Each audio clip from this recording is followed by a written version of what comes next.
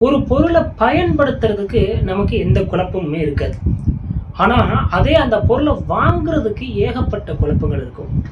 அதுக்கு காரணம் என்னன்னா, நம்ம ஒரு லம்ப்சம் அமௌண்ட் உள்ள போடுறோம். அது நமக்கு இவ்வளோ நாள் உழைக்கணும், இவ்வளோ நாள் வரணும் அப்படிங்கிற ஒரு ஆசை தான். ஏன் அப்படின்னா, நம்ம அந்த லம்ப்சம் அமௌண்ட்ட 1 நாள் 2 நாள்ல சம்பாரிச்சது கிடையாது. அது ஒரு 2, 3 வருஷங்களா சேர்த்து வச்சிருப்போம். அதனால வேண்டி. அப்படி இருக்கும் பொழுது, ஒரு பொருள வாங்க போறோம் அப்படின்னா, அந்த பொருள வச்சு ரொம்ப பயப்படுற ஒரு பொருள் இருக்கு. அது என்ன அப்படின்னா, அதுதான் இந்த ஏசி. எல்லாருமே ஏசி வாங்குறதுக்குள்ள தன்னால கொழம்புன்னு குழம்பி தள்ளிருவாங்க. ஆனா, நீங்க எல்லா பிராண்டையுமே எடுத்து கவனிச்சீங்கன்னா, கிட்டத்தட்ட ஒரே மாதிரி தான் இருக்கும். ரூ.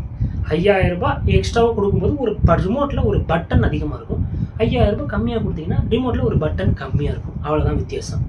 மத்தபடி பவர் கன்சியூம் எப்படி இருக்கு அப்படின்னு சொல்லி நீங்க பார்த்தீங்கன்னா, எல்லா ஏசியுமே ஒரே மாரி தாங்க. உதாரணத்துக்கு நான் 3 ஸ்டார் ஹையர் ஏசி வாங்கியிருக்கேன். China brand. இது 1 மணி நேரம் ஓடுச்சு அப்படின்னா, எனக்கு 100 வாட்ஸ் அப்படிங்கிறது வருது. இப்போ ஒருவேளை 5 ஸ்டார் நான் வாங்கியிருக்கேன். இதே ஹையர்லன்னா 1 மணி நேரத்துக்கு ஒரு 80 ஒரு 70 வாட்ஸோ வரும். நம்ம நினைக்கிற மாரி உடனே அப்படியே டபுளா அப்படி குறைஞ்சிராது. அதாவது 3 ஸ்டார்ல 1 மணி நேரத்துக்கு 100 வாட்ஸும், 5 ஸ்டார்ல 1 மணி நேரத்துக்கு 20 வாட்ஸ் அந்த லெவலும் குறையாது. ஒரு 10% தான் மேக்ஸிமம்.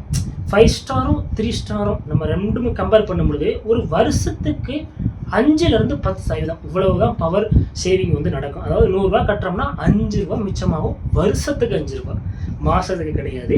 அதனால ரொம்ப கன்ஃப்யூஸ் ஆகும்னா, எல்லா ஏசியுமே கிட்டத்தட்ட ஒரே ஒண்ணு தான். அது கொஞ்சம் பணம் சேர்த்து குடுத்தோம்னா, ஒரு பட்டன் அதிகமா இருக்கும். அவ்வளோதான்.